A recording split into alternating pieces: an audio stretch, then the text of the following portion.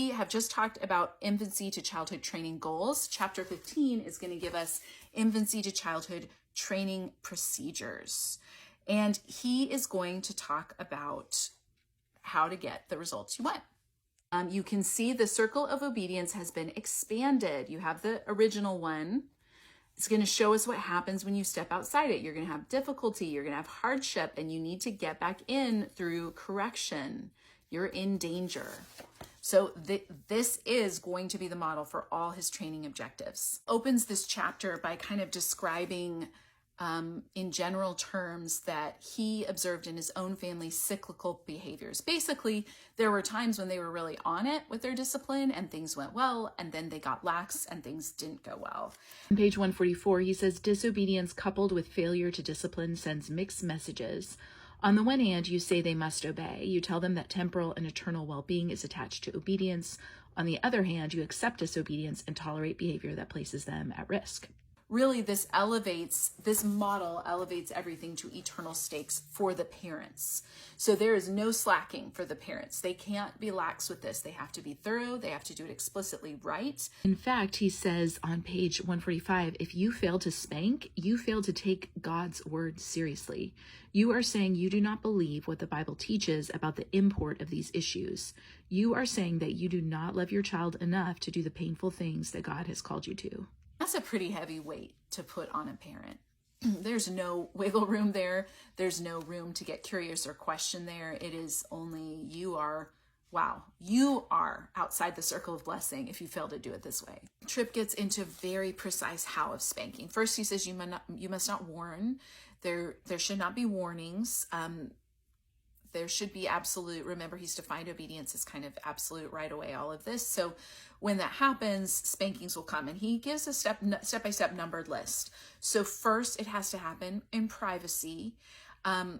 He's talked before about how that really protects from accusations of abuse. Here, he also talks about showing a child respect. And, I appreciate the lip service to that. I don't think there's a way for spanking to be respectful, particularly how it's described here. Secondly, he says, tell a child specifically what they have done or failed to do. So really parse it all out. And he says your spankings must always be issue oriented. So a specific incident. Thirdly, make sure the child responds back what they have done. And he gives a little script. Daddy told you that you should pick up your toys, didn't he? Child nods, yes. Father, you didn't obey me, did you? Child looks down, no. Father, you know what Daddy must do. He must spank you. Kind of walk through the script to get your child to agree that they have to have a spanking.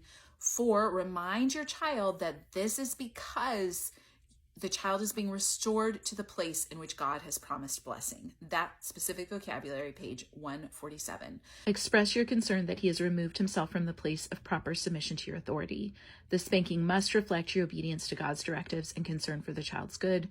You have no right to hit your child under any circumstance other than biblically sanctioned discipline. But I think what Tripp is thinking, this will help prevent against abuse by making sure a parent doesn't think they have a right to hit their child whenever and for whatever. But again, that's a parent-centric focus. The child is hearing a lot of stowaway religious teaching in this spanking moment. Like, God needs you to be spanked in order to bless you.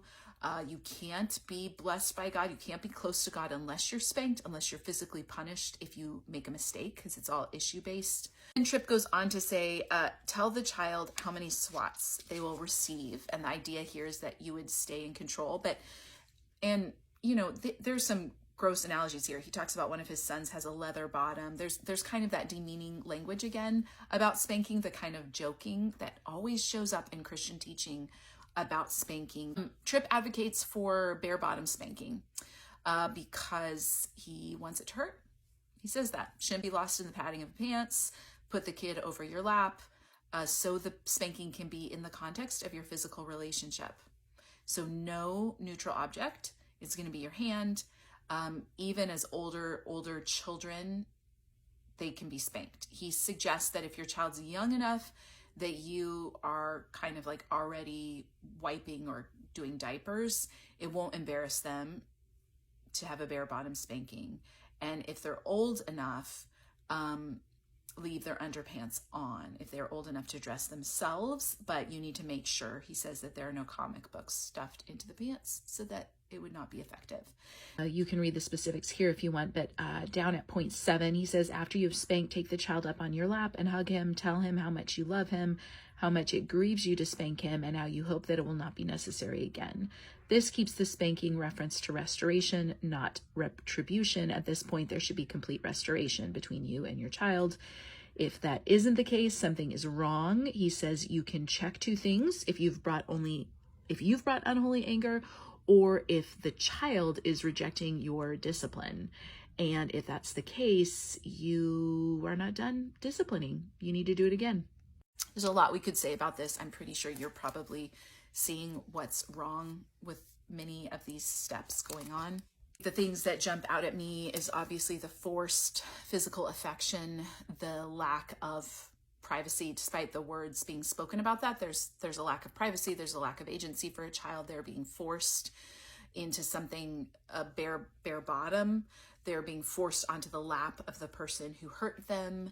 They are being told they not only have made this mistake that's worthy of spanking, that's put them outside of the circle of blessing, they have also grieved their parents and made their parent do something the parent didn't really want to do. So it's a lot, psychologically, physically, emotionally, and spiritually, for a child in this moment. And remember, we've had Bible verses sprinkled out. Note, there's no Bible verses here because there's nothing biblical about this, but it's packaged in this book that has come recommended by religious leaders as a biblical way to do it. It's come with a lot of biblical terminology and Christianese. So I think somebody who's 150 pages in deep is going to be taking notes, because they have really been told it is important to get this right. You're the agent of God. You have to do this. There's a way to get it really wrong, and you don't want to do that. So here, I'll follow these 7 steps to get it right. And they probably did. I probably think countless households really use this as a step-by-step manual.